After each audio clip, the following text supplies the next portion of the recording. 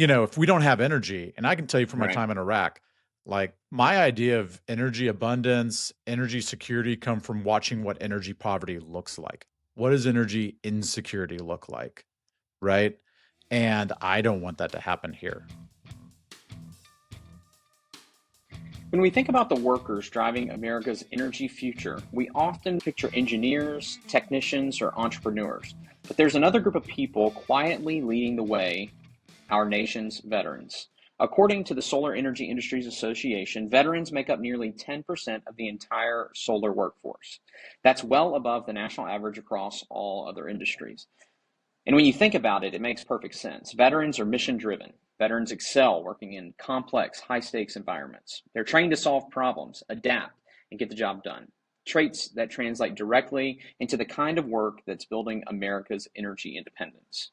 Across the country, thousands of men and women who once wore the uniform are now wearing hard hats and safety vests, installing panels, managing logistics, and helping communities make practical, locally rooted decisions about their energy future. It's a form of continued service here at home, strengthening our economy, securing our energy supply, and building opportunity in the process. Our guest today, Kevin Doffing, embodies that story. Kevin is a veteran himself and now serves as the CEO of Project Vanguard, an organization that helps connect veterans to meaningful careers in energy while supporting communities as they consider new energy projects. His path from military service to leadership in the energy sector reflects the same values that define both veterans and the energy professionals shaping the next generation of American infrastructure: discipline, teamwork, and purpose. This conversation is about more than jobs or industry trends. It's about what service can look like after the uniform comes off, about how veterans continue to lead by example in building things that last, things that strengthen our communities, and things that move our country forward. As we mark Veterans Day this year, it's a good time to step back and remember that America's energy future isn't being built in Washington boardrooms or by abstract policy. Rather, it is being built by people in community, people who believe in service, in responsibility, and in leaving something better than they found it. Kevin Doffing and Project Vanguard are helping make that possible. Up next, my conversation with Kevin.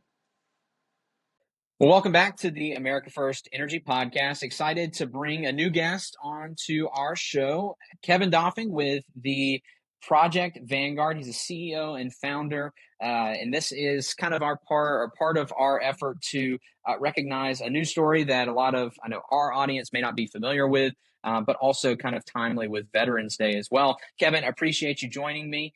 Tell me a little bit about yourself and your time in the service and what brought you to the energy sector. Yeah. Thanks for having me. I really appreciate it. I got into the military because of 9/11. So that happened my sophomore year of college. I had planned on going in and doing something to serve our country, thought it would be the FBI. Turns out they require good grades.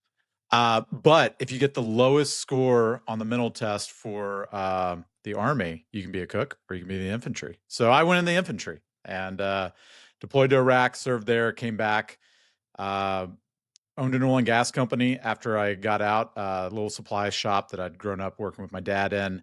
So I took that over from him, and eventually I learned about renewable energy, was really excited about it, and decided to make that jump, got involved in some different groups, and eventually just got to know so many people. People thought I was a sales guy.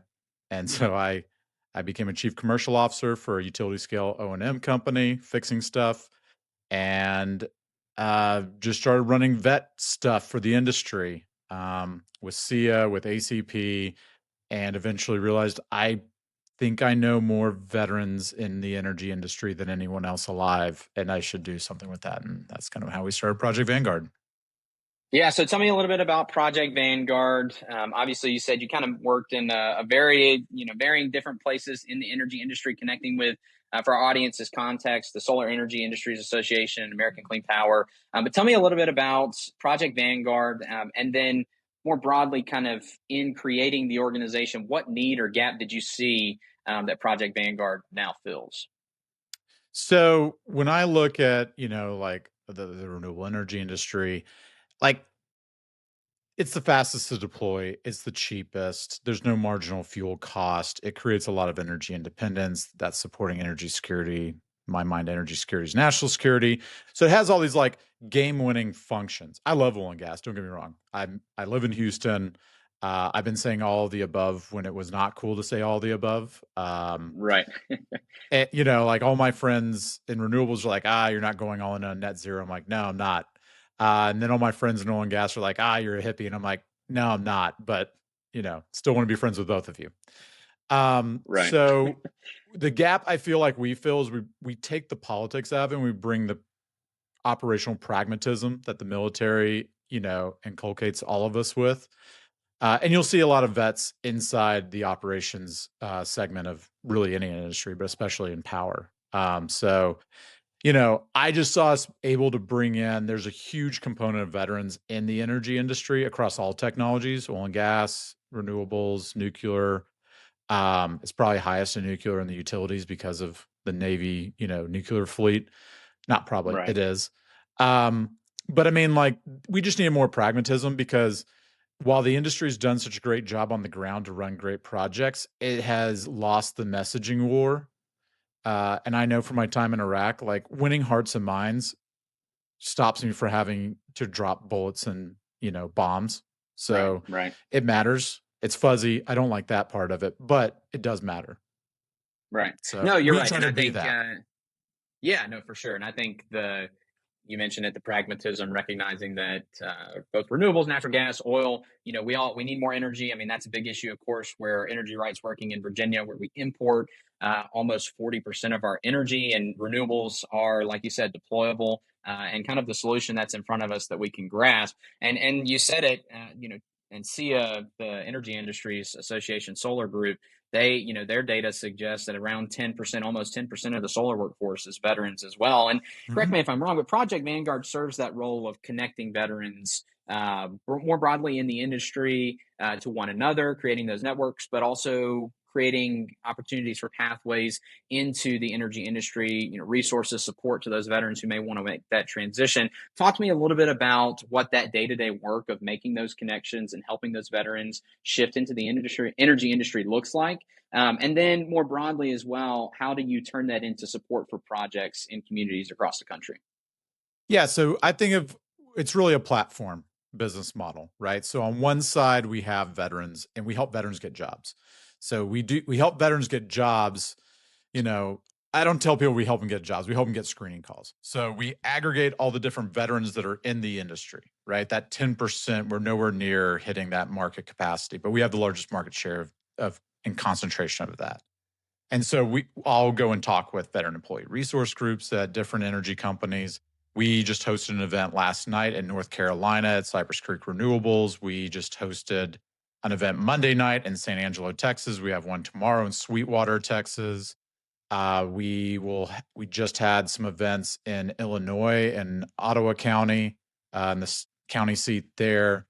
So, you know, we're doing all this stuff to kind of lift up and build these activities. So we're doing rural, local events. We're doing company, you know, stuff in the States, but then we do a lot of bolt-on activities. So at the ACP Recharge conference in Austin last week, we had an event there.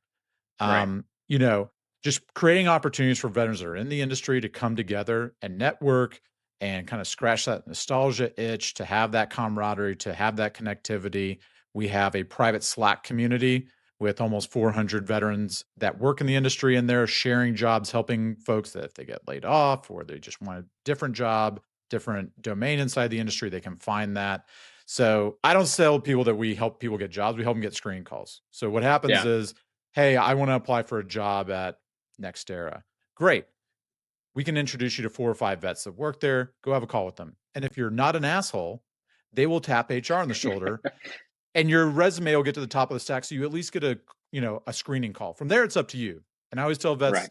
the bar goes up, not down. This isn't about charity. This is about bringing high quality talent. So finding fit, finding whatever, but the AI slop is real right now, and trying to cut through that noise to get an interview, you've got to network. You've got to do that. And we've Right. built a network of veterans that can help you get that initial call. Yeah, and obviously we mentioned it. I mean, obviously it's super important, like you say. I mean, the job market is one that's tough. Obviously, the AI, like you say, slot that just kind of permeates all of these things. supporting one another, supporting veterans to get to that next step is extremely important. But I'm kind of interested in your perspective on maybe why there is increased interest by the veteran Mhm. community in the energy industry broadly, but obviously in renewables, but also just more broadly, nuclear, oil and gas. How do you understand that? What's your perspective on that? Why are veterans kind of so interested overwhelmingly in the energy industry? I mean, the energy industry is a very pragmatic, operational focused, safety dominated industry, right? It's a conservative market of we're not trying to like run fast and break things. It's not tech because if you break things, people go without power, people die. Like this is a Right. very serious thing. Like I know what it's like to move fast and break things, but in my mind that's like kicking in a door so you don't get shot in the street so you can when you're raiding a house. Like it's not Right. let's just jack with something that's working so we can just tweak it to get more users to sign up or something like that. So veterans play a lot of really great roles in the industry. They usually come in on the craft trade side, the field side, inside of project management roles, which are typically engineering, operational or logistic focused, and safety. And then project development, where you have higher level vets that are getting like their MBAs and want to get out there and do different finance or just it's kind of where the rubber meets the road for the industry on developing these projects. So those are kind of the big ones that people kind of come in on. And the nuclear fleet really drove a lot of veteran permeation inside of utilities. And so, utilities will usually be like 20% veteran representation. And you can tell just because you look at like the utilities and look at NextEra, they have a fleet of 5 full-time veteran recruiters. Right. Like that's all they do is focus on hiring veterans. So it's not oh, we feel good and we feel bad for veterans. It's these guys and gals are making our business better. We need more of that talent funnel. And there's Right. 200,000 veterans leaving the service every year. And the military doesn't know how to effectively transition them out successfully. And it's critical that we get vets jobs within the first 90 days of their transition out. And for higher level jobs, that starts sooner through networking if you're going to make those successful career transitions.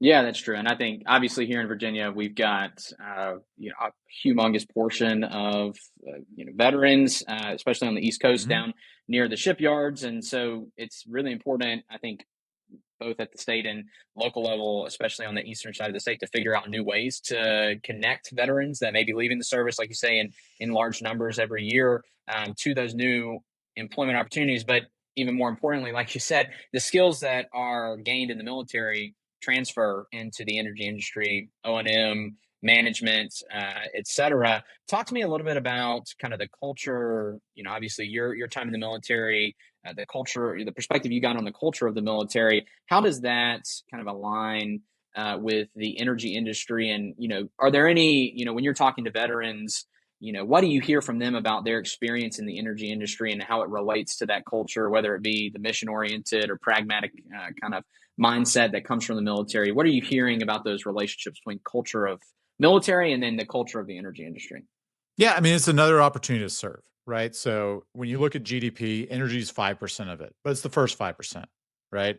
Like I'm not the one that originated that quote, but if we don't have energy, and I can tell you from my Right. time in Iraq, like my idea of energy abundance, energy security come from watching what energy poverty looks like. What does energy insecurity look like? Right. And I don't want that to happen here. I Yeah. was handing out diesel gas to just help people power, small generators so they could keep their refrigerators going parts of the day, so they could have baby formula that was cold, right? Like, I don't want that for my kids or yours. I don't Right. want that for my neighbors. I want us to find a way to be energy secure that we're exporting energy.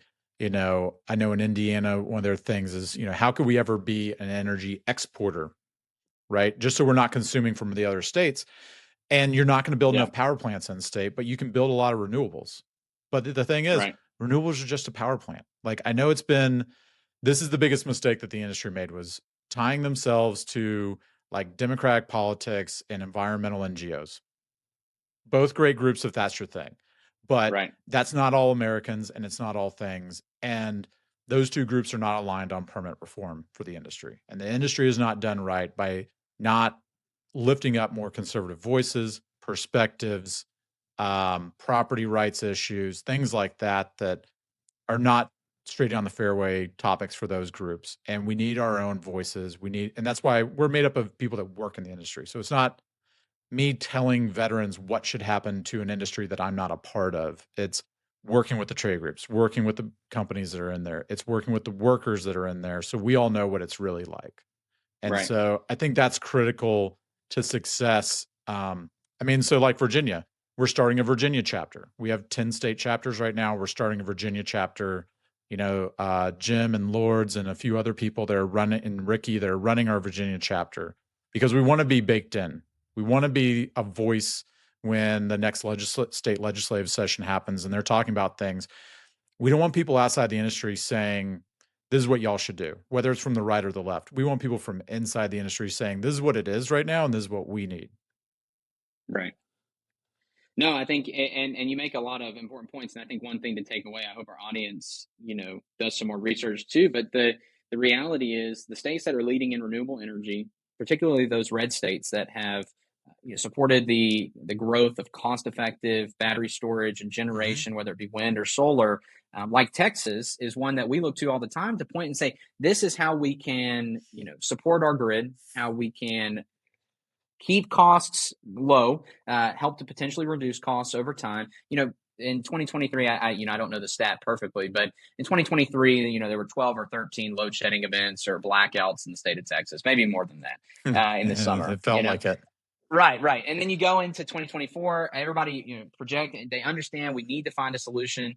And what is part of that solution is bringing on 4 gigawatts or more battery storage along with other renewable generation. It adds to that grid reliability. And it ensured that no more than 2 of those kind of load shedding events happened in Texas in 2024. And that's a stat that I think a lot of people should listen into. Here in Virginia, this past year, there were numerous PJM load shedding Mm-hmm. warnings. We were close. There were numerous natural gas facilities that were down for maintenance, nuclear facilities potentially down for maintenance, and we just almost didn't have enough energy generation. And like I said at the top, we import most of our energy, and until we can get more of that energy produced in the state, if we can, but in the country more broadly, we're going to be reliant on foreign entities, et cetera. And that goes back to your point about the importance of new energy, renewable energy, to that energy security and energy independence. But like you say, we need to broaden that tent, get more Mm-hmm. conservatism on board to recognize that at the end of the day, these are just power plants. We need energy. It Yeah. represents kind It's of the start of boring. our day. I'm excited about it, but I'm an energy nerd. Right. I don't need, I've been in meetings with,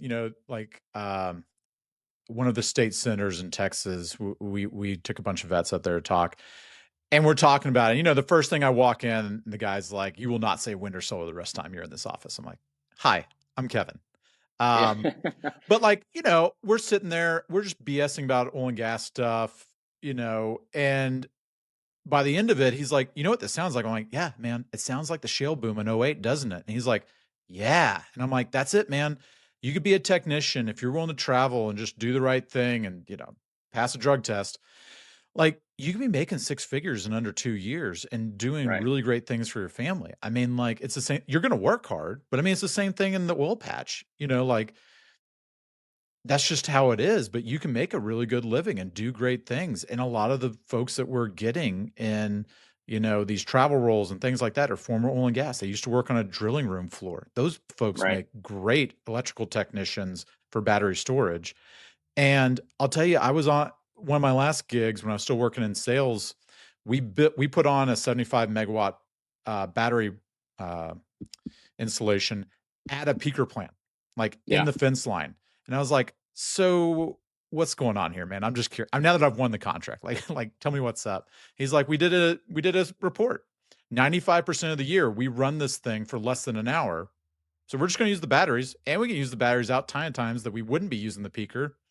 You know how much fuel costs we're going to save? You have any idea how much extra money we're going to make? I'm like, and that's what I love about it. Like, it's Right. just money, man. Yeah. It's cost savings, and that goes directly to consumers over time. And we need more of that cost savings in this moment. Kevin, really enjoying the conversation. We're going to take a break here. We'll be back in just a moment to wrap up our conversation with Kevin Doffing. Thanks.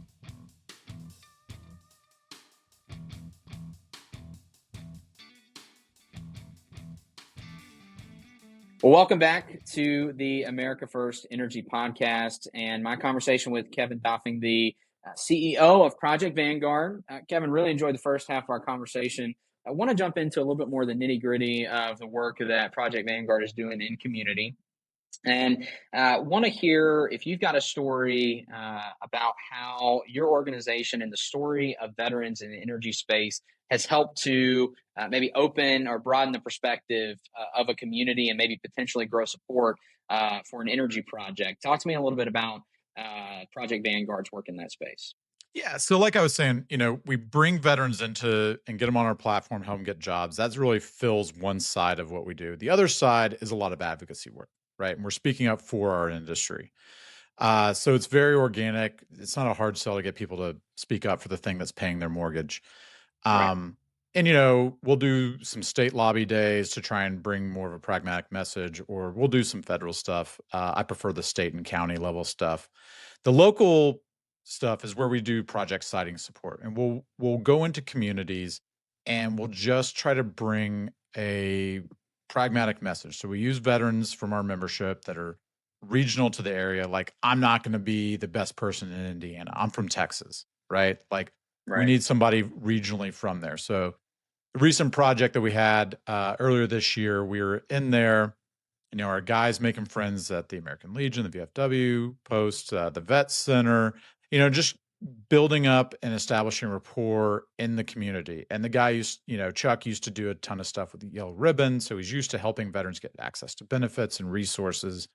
And like he would say, he doesn't leave town until he's helped a veteran. He'll go to the yeah, grocery store and find a vet with one of the ball caps signifying it, and then make sure that they have all their benefits lined up. right, Like, just a great servant leader. And so we're doing some work at the vet center. We're helping them get plugged in. And one of the county commissioners um, comes up and is like, "Hey, what are you doing? I hear good things. You keep coming around."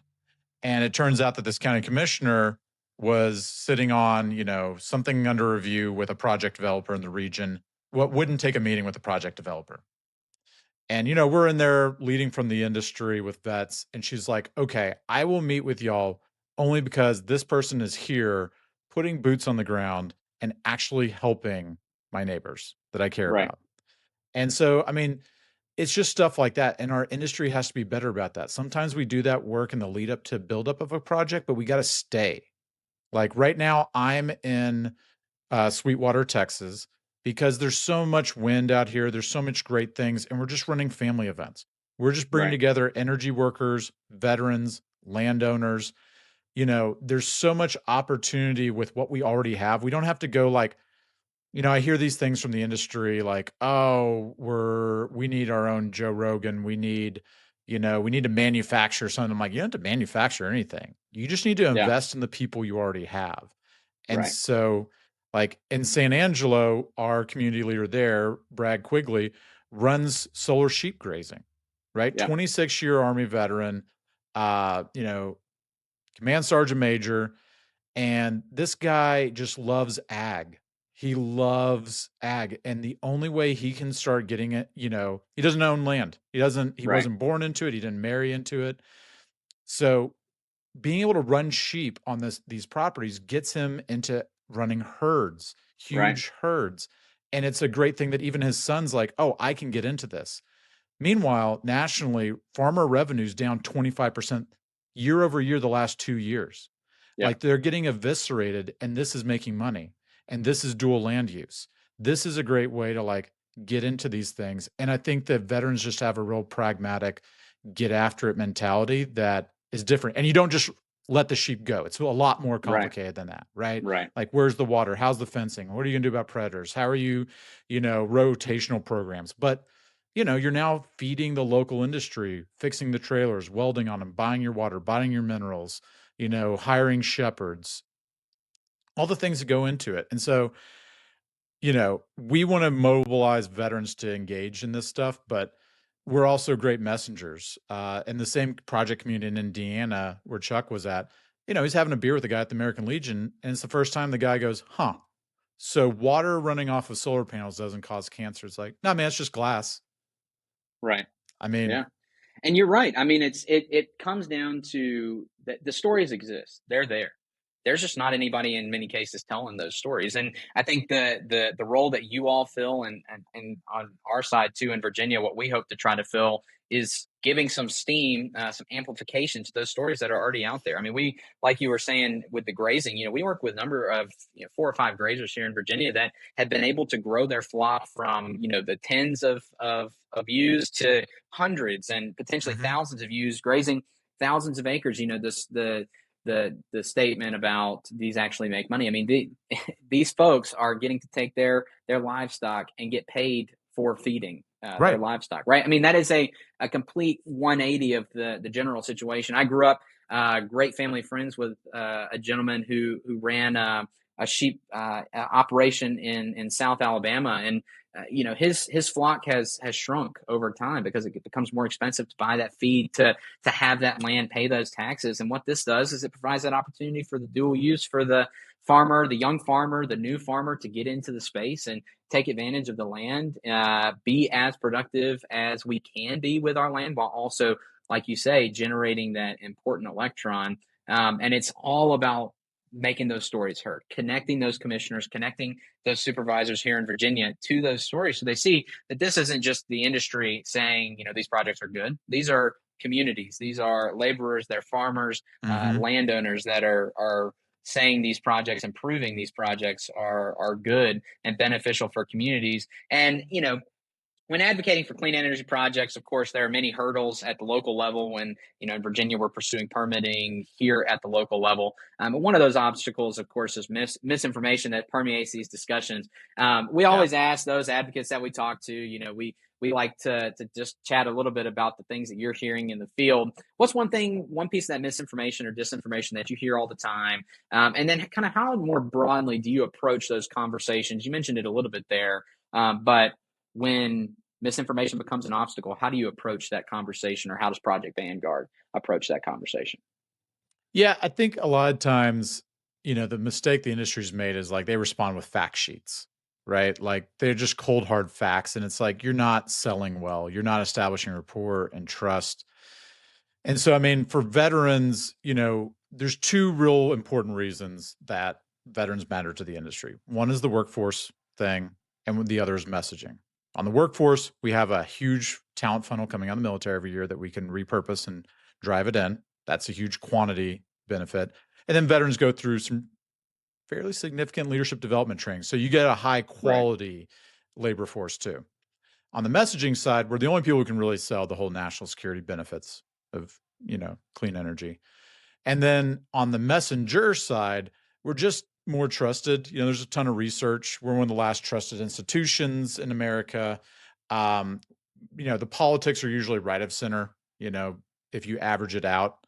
Right. We have people on the left, we have people on the right, but it's usually more pragmatic, libertarian, right of center.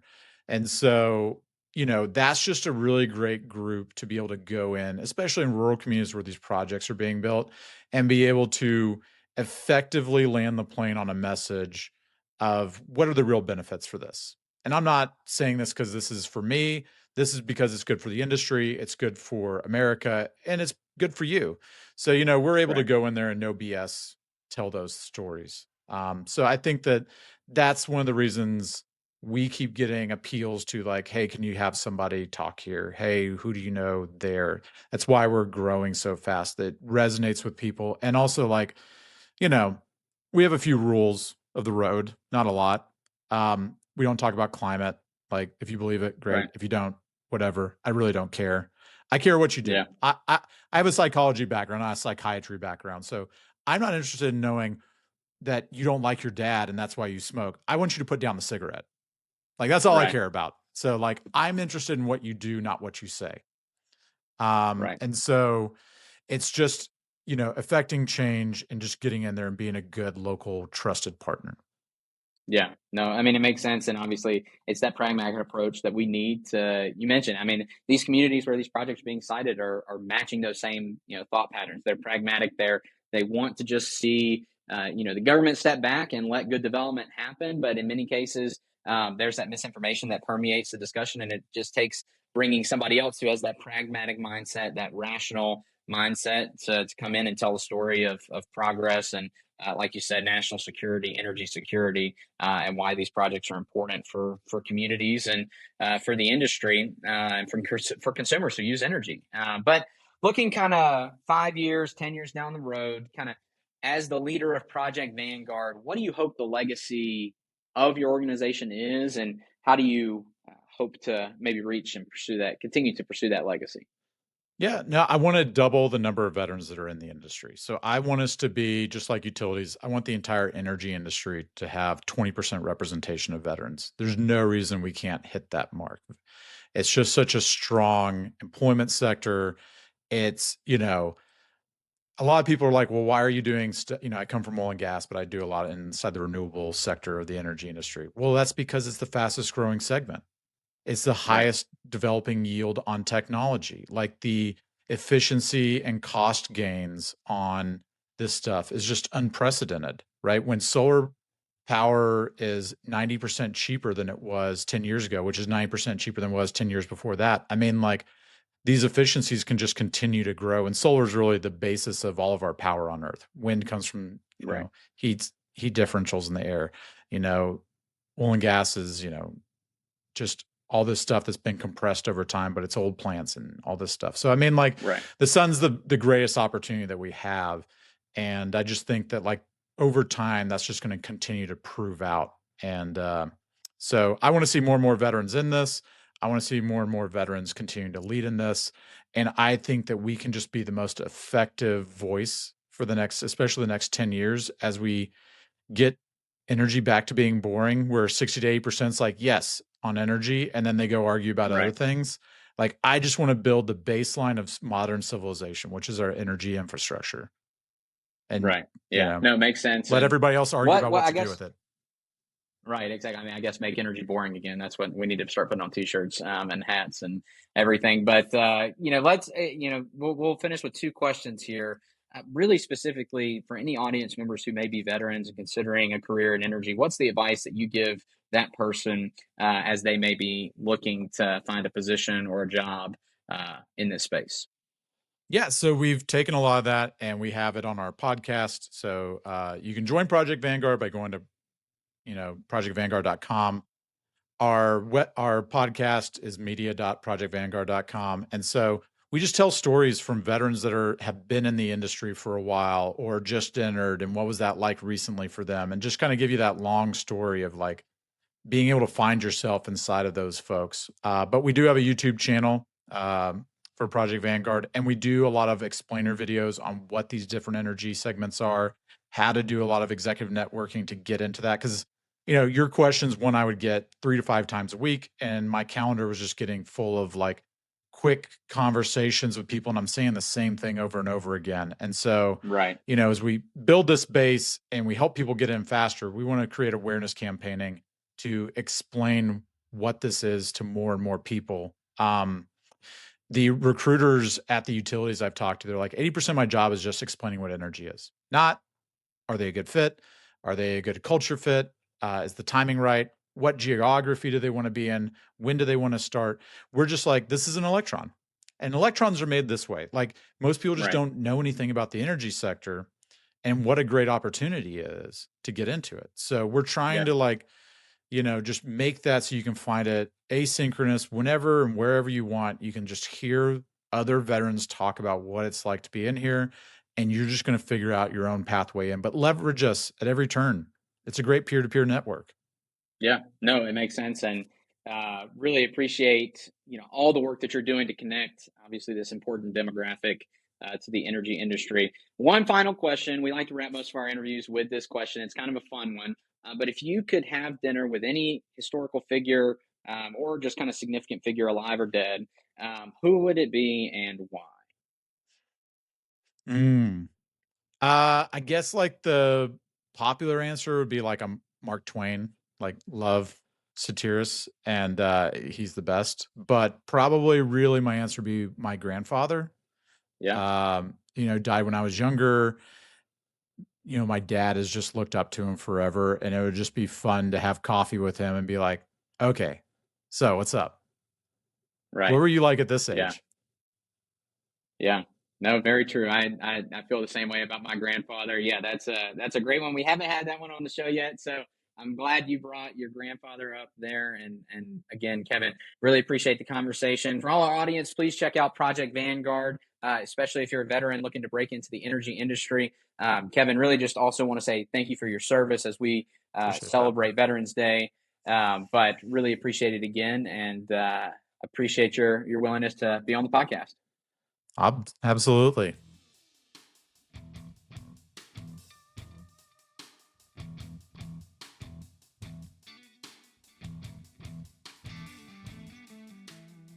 All right. Well, Skyler, welcome back to the America First Energy Podcast. Really excited to have had that conversation with Kevin Doffing of the Project Vanguard team. Of course, their work is quite exceptional, taking the story of veterans in the energy industry to communities across the country. It's exciting also to hear about their project in Virginia, about to get up and running here in the next couple of years as they build out a team in Virginia. Of course, here in Virginia, we've got one of the largest active duty military populations, but also veteran populations in the country. And it's really important that their story gets told. Of course, Kevin highlighted in that conversation that veterans make up a significant portion of the energy workforce, particularly in the clean energy workforce. And we noted, about 10% of the solar industry is represented by veterans. We talked, of course, a lot about the linear or the alignment between the two industries, that commitment to service that many of our service members leave the military with and can take into the energy sector and can continue their service in a different way. And of course, this week, as this episode comes out after Veterans Day, we are greatly appreciative of the service of our military members and veterans, both in their time in the military, but also as they transition into civilian life. That story continues to need to be told across the country as we need more energy, whether it be renewables or natural gas or coal or whatever. We need a workforce that can support that growth. And it's exciting to hear about all the good things that Project Vanguard is doing. But with that, Skyler, of course, it's time to take us to the end of the news section of this episode this week. So I'll throw it over to you to introduce our news segment today. Yeah, well, absolutely. And happy Veterans Day. Certainly very grateful for the service of America's veterans all across the country. They certainly do a lot to make our country a great place to live. Of course, we're just coming out of election week here in Virginia with an election a week ago from today for the governor, lieutenant governor, attorney general, and the House of Delegates seats. A big topic that was brought up several times during the election and is now a very big point of contention is data centers in Virginia, what their future looks like and what a Governor-elect Spanberger and General Assembly might do in the data center space. We just wrapped up a weekend at the Virginia Association of Counties annual conference, and for the past few years, energy has been a big topic at the VACO conference. This year, more than any in years past, it's been energy usage. And data centers are very power hungry and were a big point of contention on land use planning and siting of data centers. Data centers consume anywhere from 1/4 to about 40% of the energy in Virginia. That's absolutely staggering. We're not quite sure what that true number is because they are served by both utility electric co-ops, and some provide their own power behind the meter, interestingly. But what that future is going to look like is up for debate. Governor-elect Spanberger mentioned that she wants data centers to pay their fair share. And I think what the conversation this General Assembly session is going to focus around is what is that fair share? The JLARC committee report this past year mentioned that data centers are paying costs commensurate with the electricity they produce, but there are also these other costs that are passed on to ratepayers that people need to be mindful of. The transmission system serves everyone and is passed to the ratepayer through the form of their electric utility rates. And sometimes these data centers are requiring huge upgrades, particularly in Northern Virginia, where there is such a huge saturation of them. On the other side of the coin, a lot of rural communities want to see data centers come to their communities to be good taxpayers, to be great employers with high-paying jobs and to help diversify their local economic portfolio. So, uh, big question. What is that rate for electricity going to look like for data centers that are already here or proposing to come here? And it's going to be a big topic this coming legislative session. Right. And of course, we hear it all the time, and it's something that Energy Right agrees with. Part of the issue with data centers is we're in a race with adversarial countries, China being at the front of that, to win this AI race. It's a core principle for the current administration. It's a principle, obviously, of Youngkin's administration to be a leader in AI, to be a leader in the AI space so that we don't cede this frontier to adversarial nations. But part of that means investing in data centers, welcoming those data centers, those large power users, to communities across Virginia. And like you said, they require significant upgrades to transmission. And that question about fair share and how we determine that largely relies on the question of what is the cost of transmission upgrades that should be shifted to data centers. I think a lot of consumers or regular Virginians on the ground see that line on their bill every month that says transmission. It continues to just go up, and sometimes we don't understand why. And I think one thing that the legislature, or, the General Assembly this year will be reckoning with is how do we make it not just fair in terms of price for the consumption of energy, but like you said, how do we make sure that ratepayers and just regular old homeowners are not feeling the burden of this investment, especially in communities where these large data centers may not be coming into the county and generating that tax revenue for the locality. It's obviously super complex and something that the General Assembly is going to have to work with, obviously, the data center industry, the energy industry, the SEC, and everyone in between to figure out how do we make sure that we welcome these economic investments. We work to ensure that America is AI dominant and leading in the race toward an AI future, but also not disadvantaging Virginians who are just, seeking to power their homes, power their businesses, and et cetera. It's obviously a super complex question. It was key in the election as alongside other energy issues, like how are we going to power these data centers? But it is going to be interesting to see how the General Assembly reckons with this issue this upcoming session here, starting in January, and then into the rest of Spanberger's term for the next 4 years. Yeah, Ben, just this week, Jensen Huang, the CEO of NVIDIA, came out and said China is going to win the AI race. And I think that woke a lot of folks up. But China's doing things differently than we are here in America. They have centrally planned energy planning. It doesn't matter where energy projects go, they're going to build them.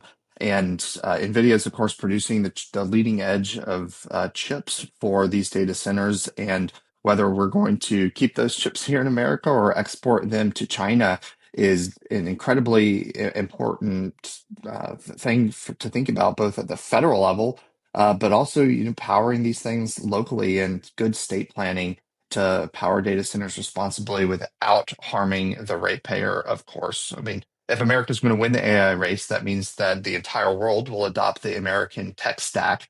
And that tech stack continues to grow, and our AI models continue to advance if we have the data centers to make that happen, and if we have the energy to power those data centers. So data centers and the AI industry are coming up on a PR crisis as these data centers are cited and are sometimes the most controversial things to be cited in an individual community. But it just underscores how a national or international issue is funneled down to a federal level issue, a state issue, and then, of course, the local issue when these projects, both data centers, energy projects, no matter where the electrons come from, are seeking to be cited and permitted. So our local government partners, folks on the ground making local land use decisions day in and day out, have an enormous role to help make sure America is energy dominant and AI dominant as well.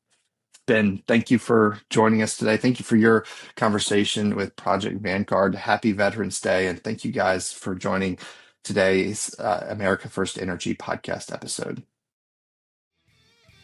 Great chatting with you, Skyler.